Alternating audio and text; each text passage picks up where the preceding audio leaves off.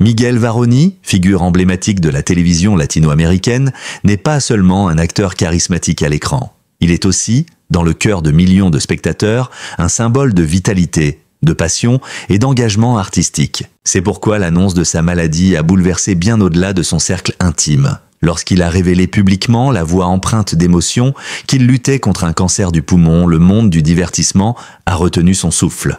Loin d'être une star déconnectée de la réalité, Miguel s'est toujours présenté comme un homme proche du public, franc, sincère, entier. Il n'a jamais hésité à s'exposer dans sa vérité, même lorsque celle-ci était douloureuse. Ce jour-là, face à la caméra, son regard était différent, moins flamboyant, plus profond. Le teint pâle, la silhouette amaigrie, il racontait avec une simplicité désarmante le chemin parcouru depuis les premiers symptômes jusqu'au diagnostic qui allait bouleverser son existence. Il ne cherchait ni la pitié, ni l'admiration, seulement à parler, à partager. Car, disait-il, si mon histoire peut aider ne serait-ce qu'une seule personne à ne pas ignorer les signes de son corps, alors elle aura eu un sens. Tout a commencé par une fatigue étrange, sourde, persistante. Ce n'était pas le simple épuisement d'un homme actif. C'était un vide qui résistait au repos, une lassitude qui s'insinuait dans les gestes du quotidien. Puis peu à peu, la respiration s'est faite plus courte, les escaliers sont devenus une épreuve, les douleurs thoraciques plus fréquentes. Des symptômes qu'il aurait pu négliger s'il n'avait pas écouté son instinct. Les examens médicaux, d'abord routiniers, ont rapidement cédé la place à une batterie de tests plus complexes. Radiographie, scanner, biopsie. Les jours d'attente des résultats ont été interminables, rythmés par l'angoisse et l'espoir, jusqu'à ce que le couperet tombe. Un cancer du poumon, un mot lourd de conséquences. Un diagnostic qui renverse les repères et transforme un homme en patient. Pour Miguel, c'était un choc. Pas seulement parce qu'il était touché physiquement, mais parce qu'il se sentait pris au piège d'un destin qu'il n'avait pas vu venir. Lui qui menait une vie relativement saine, lui qui montait sur scène avec la fougue d'un jeune homme, se retrouvait confronté à la plus grande incertitude, celle de sa propre survie. Face à cette épreuve, Miguel a rapidement pris une décision, ne pas se taire. Il ne voulait pas que la rumeur le précède, ni que la maladie devienne un secret honteux. Il voulait raconter, avec ses mots, ce qu'il vivait réellement. Et surtout, il voulait montrer que l'on peut parler de la maladie sans perdre sa dignité, que l'on peut lutter sans renoncer à être soi. Ce geste d'authenticité a profondément touché son public. Mais ce choix courageux n'a pas été compris par tous. Sur les réseaux sociaux, les réactions se sont multipliées. Certains saluaient de son courage, d'autres y voyaient un coup médiatique. Des rumeurs ont surgi, des critiques ont fleuri, pointant du doigt son mode de vie, son passé, ses habitudes. Comme si la maladie cherchait un coupable. Miguel, lui, est resté silencieux face au jugement. Il n'avait pas de compte à rendre. Il avait simplement choisi de se battre avec ses armes, son rythme, sa vérité. À travers une vidéo poignante, il a partagé les premières étapes de son combat. L'annonce aux proches, la peur du lendemain, les premiers retraitements. Ce document, largement diffusé, a bouleversé les internautes. On y voit un homme fragilisé mais digne, un artiste qui, entre deux silences, trouve encore les mots pour rassurer. « Je suis encore là et je veux vivre », dit-il. Une phrase simple mais puissante qui résonne comme un cri de résistance. Peu de temps après cette annonce, une immense vague de soutien s'est levée. Des messages de fans, des vidéos d'encouragement, des lettres de collègues et d'amis. Toute une communauté s'est rassemblée autour de lui pour lui rappeler qu'il n'était pas seul. Dans ce moment de vulnérabilité, Miguel découvrait une forme d'amour qu'il n'avait jamais connue auparavant.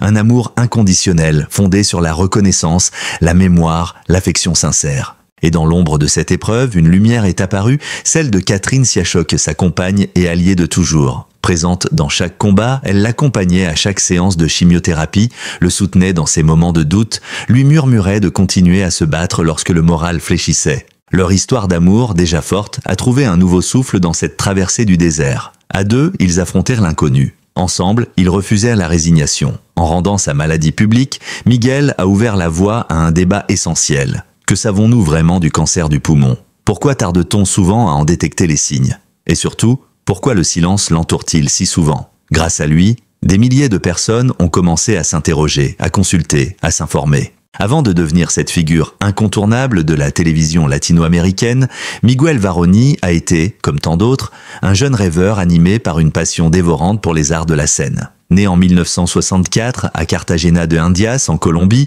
il grandit dans un environnement baigné par la culture et le spectacle. Il est le fils de l'actrice Teresa Gutiérrez, une femme respectée dans le milieu artistique colombien, ce qui lui permet d'entrer très tôt en contact avec le monde du théâtre et de la télévision. Mais loin de profiter d'un quelconque passe-droit, Miguel choisit de tracer sa propre voie, guidé par son talent et une volonté inébranlable de réussir par lui-même. Très jeune, il développe un goût prononcé pour l'interprétation. Il observe, apprend, se forme, affine son jeu. Dès la fin de son adolescence, il décide de quitter sa ville natale pour Bogota, la capitale culturelle du pays. Ce choix marque un premier tournant dans sa vie. Bogota représente alors un carrefour d'opportunités, mais aussi un milieu très concurrentiel où seule la persévérance permet de s'imposer. Miguel enchaîne les auditions, accepte des rôles mineurs, parfois même sans dialogue, juste pour être là, sur un plateau, et comprendre comment fonctionne ce monde qu'il rêve de conquérir. Ses débuts sont empreints de modestie et d'effort. Loin des projecteurs, il accumule les petites apparitions dans des séries secondaires et des productions locales. Mais très vite, quelque chose chez lui attire l'attention des réalisateurs. Son charisme magnétique, cette capacité innée à captiver la caméra même sans parler. Son regard intense, sa gestuelle maîtrisée, son sourire franc font mouche. Il ne joue pas, il incarne. C'est ce naturel, cette authenticité qui le démarque. Au début des années 1980, conscient que le succès ne viendra pas seulement du talent mais aussi de la formation, Miguel prend une décision audacieuse. Il part pour les États-Unis afin d'élargir ses compétences. Là, il étudie l'art dramatique, perfectionne son anglais et découvre de nouvelles techniques de jeu. Cette période d'immersion à l'étranger lui ouvre l'esprit et transforme sa vision de l'acteur. Il ne s'agit plus seulement de réciter un texte, mais de porter un message, de provoquer une émotion sincère. De retour en Colombie à la fin de la décennie, il est prêt, plus mûr, plus confiant, plus affûté. Très vite, les rôles se font plus importants. Il intègre des productions ambitieuses, travaille aux côtés d'acteurs reconnus et se forge une réputation de professionnel exigeant et passionné. Mais c'est dans les années 1990 que tout s'accélère. Sa carrière prend une dimension nouvelle avec la série La Mujer del Presidente, la femme du président. Dans ce thriller politique haletant, Miguel interprète un personnage complexe, aux prises avec le pouvoir, la corruption et ses propres démons. Sa performance est saluée par la critique et acclamée par le public. Il ne joue plus un rôle. Il devient une référence. Son interprétation dans cette série le propulse au sommet. Désormais, son nom est sur toutes les lèvres. Les producteurs se l'arrachent, les scénaristes écrivent pour lui. Mais Miguel ne se laisse pas griser. Chaque projet est pour lui un nouveau défi. Il refuse les rôles stéréotypés, cherche toujours à incarner des personnages nuancés, humains, crédibles. Il veut raconter des histoires qui touchent, qui éveillent, qui font réfléchir. C'est dans ce contexte d'ascension fulgurante qu'il accepte un rôle qui changera à jamais le cours de sa carrière. Pedro Corral, alias Pedro el Escamoso. À première vue, le personnage semble caricatural, un homme vaniteux au style exubérant, toujours sûr de lui. Mais sous la direction de Miguel, Pedro devient bien plus que ça. Un homme sensible, drôle, profondément humain, qui cache ses blessures derrière une façade de fanfaron. Grâce à son jeu brillant, Miguel transforme une telenovela en un phénomène culturel diffusé dans toute l'Amérique latine et au-delà. Pedro el Escamoso devient un personnage culte, à la fois comique et tragique, qui séduit toutes les générations. La série fait un carton d'audience, les répliques deviennent virales, les mimiques de Pedro sont reprises dans la rue, à la télévision, dans les publicités. Miguel, lui, devient une icône populaire, respecté pour son audace, son humour et sa capacité à rendre crédibles même les personnages les plus extravagants. Mais Miguel ne se contente pas de ce succès. Ce rôle aurait pu l'enfermer dans un registre, celui de la comédie légère. Il en profite au contraire pour diversifier ses choix artistiques. Il s'essaie à des genres plus dramatiques, explore la mise en scène, commence à s'intéresser à la production, il veut comprendre l'envers du décor, découvrir comment naît une série, comment se construit une narration. Cette curiosité le pousse à se réinventer sans cesse, à sortir de sa zone de confort, à ne jamais se reposer sur ses acquis. Cette polyvalence devient sa signature. Miguel Varroni n'est pas seulement un acteur, c'est un créateur complet, capable d'imaginer, de diriger, d'incarner. Il développe une vision exigeante de son métier, marquée par le respect du public et la recherche d'authenticité. Chaque rôle, chaque scène, chaque projet est pour lui une manière de se rapprocher de la vérité humaine, avec ses douleurs, ses doutes, ses éclats de joie aussi. À l'aube des années 2000, Miguel est au sommet. Il pourrait se contenter de récolter les fruits de son succès, mais il choisit de continuer à grandir. Car pour lui, le plus grand rôle à jouer est encore à venir. Ce rôle, il ne le sait pas encore, sera celui d'un homme face à la maladie, face à lui-même, face à la vie. En 2018, alors que Miguel Varroni semblait en pleine possession de ses moyens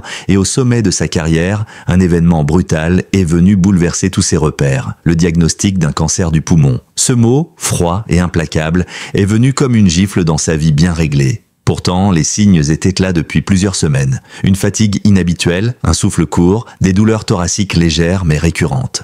Rien d'alarmant en soi, du moins en apparence. Comme beaucoup, il avait mis ses symptômes sur le compte du stress, du surmenage, de l'âge peut-être, jusqu'au jour où il n'a plus pu les ignorer. Le verdict médical est tombé après une série d'examens poussés. Radiographie des poumons, scanner thoracique, test sanguin, biopsie. Le temps s'est figé. Le monde autour de lui a soudain changé de couleur. Ce n'était plus un simple problème de santé, c'était une bombe silencieuse prête à exploser. Le cancer du poumon, l'un des plus mortels, surtout lorsqu'il est détecté tardivement, venait de s'inviter dans sa vie. Pour un homme comme lui, connu pour sa vitalité et sa joie de vivre, c'était un choc émotionnel et physique d'une intensité rare. Dans les jours qui ont suivi, Miguel a traversé un véritable ouragan intérieur. Peur, déni, colère, tristesse, il a tout ressenti. Il s'est demandé « Pourquoi moi ?» comme tant d'autres avant lui. Avait-il ignoré les signaux? Avait-il mené une vie trop intense? Aurait-il pu prévenir ce mal? Mais ces questions, sans réponse, ne servaient à rien.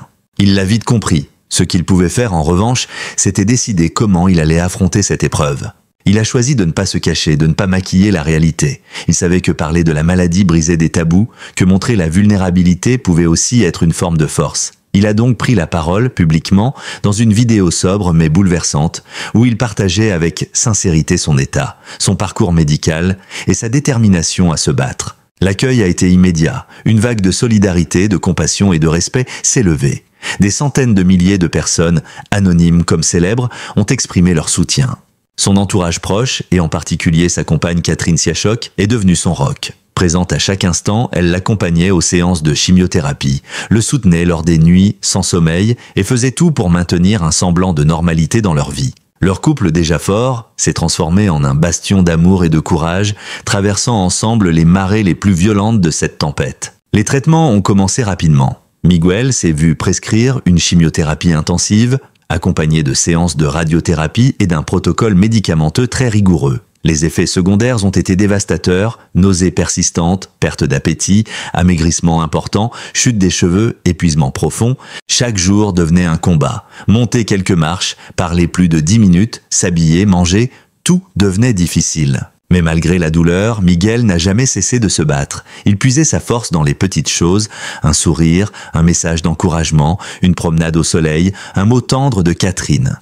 Il a compris que la guérison ne reposait pas uniquement sur les médicaments, mais aussi sur l'état d'esprit. Refuser de sombrer, c'était déjà gagner un peu de terrain face à la maladie. Dans les rares interviews qu'il a accordées pendant cette période, Miguel a partagé avec humilité ce qu'il traversait. Il parlait sans détour de la peur de ne pas se réveiller, de l'angoisse des résultats médicaux, du regard de ses proches, de l'impuissance qu'il ressentait parfois. Mais il évoquait aussi la beauté de la vie, même dans ses moments les plus sombres. Il disait « Quand on touche la fragilité de la vie, chaque seconde devient précieuse. Même la douleur a un sens. Elle nous rappelle que nous sommes vivants. » Face à cette adversité, Miguel a aussi trouvé un nouveau sens à son engagement public. Il a commencé à s'investir dans la sensibilisation au dépistage du cancer du poumon, expliquant que cette maladie ne touchait pas uniquement les fumeurs et que les symptômes, souvent banalisés, méritaient d'être pris au sérieux.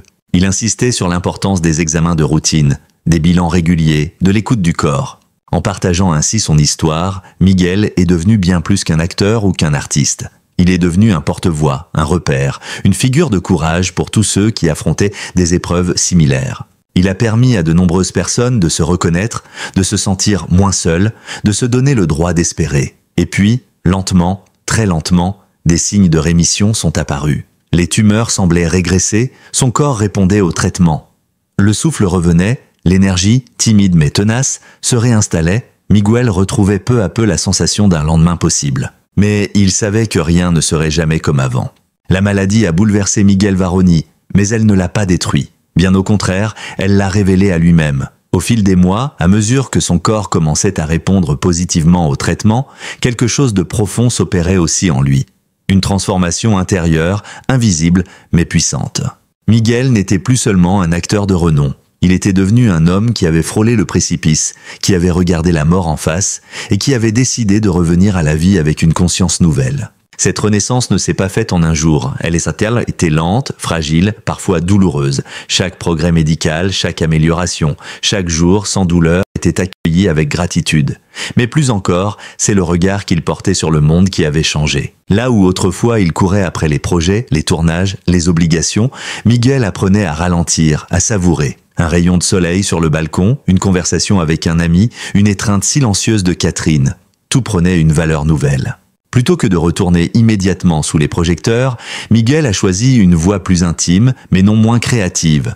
La réalisation et la production. Il a mis à profit ses décennies d'expérience pour soutenir de nouveaux projets, apportant une touche personnelle, humaine et artistique à chaque étape. Il ne s'agissait plus seulement de divertir, mais aussi de transmettre. Transmettre un message, une émotion, une histoire vraie. Il voulait que chaque œuvre porte en elle un souffle d'authenticité et de vérité. Sa propre histoire, bien que douloureuse, est devenue sa plus grande source d'inspiration. Lorsqu'il est retourné devant la caméra, ce n'était plus pour interpréter un personnage lointain, mais pour incarner des figures profondément humaines, marquées par les épreuves et les silences. Son jeu d'acteur s'est enrichi d'une nouvelle profondeur. Son regard, sa voix, ses silences même, portèrent désormais la trace de son vécu. Le public ne s'y est pas trompé. Sa première apparition post-maladie a été saluée avec émotion et admiration. Il n'était plus simplement Miguel Varoni, l'acteur, il était devenu un homme revenu de l'ombre, plus fort, plus vrai, plus humain que jamais. Mais son retour ne s'est pas limité à l'écran. Miguel a également choisi de s'investir dans des causes sociales et médicales. Il est devenu un militant actif pour la recherche contre le cancer, participant à des campagnes de sensibilisation, des collectes de fonds et des conférences publiques. Il racontait son parcours, non pas pour attirer l'attention, mais pour briser les silences et encourager la prévention. Il répétait souvent que « la maladie aime le silence, mais la vie aime la parole ». Il voulait inciter chacun à parler, à consulter, à ne jamais minimiser les signaux du corps.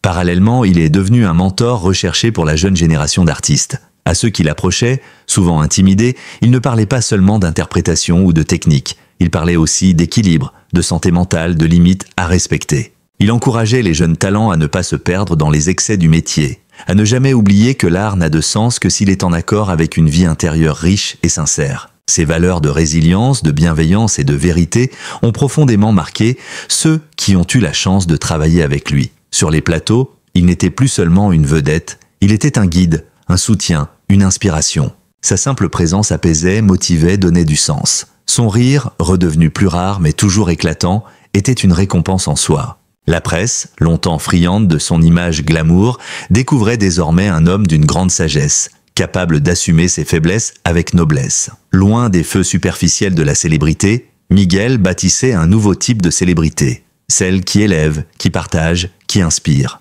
Un homme transformé par la douleur, mais aussi éclairé par elle. À chaque apparition publique, à chaque message sur ses réseaux sociaux, Miguel n'hésite plus à parler de sa foi, de sa gratitude, de l'importance de chaque instant. Il ne se projette plus à 10 ans, à 20 ans. Il vit le présent comme un miracle.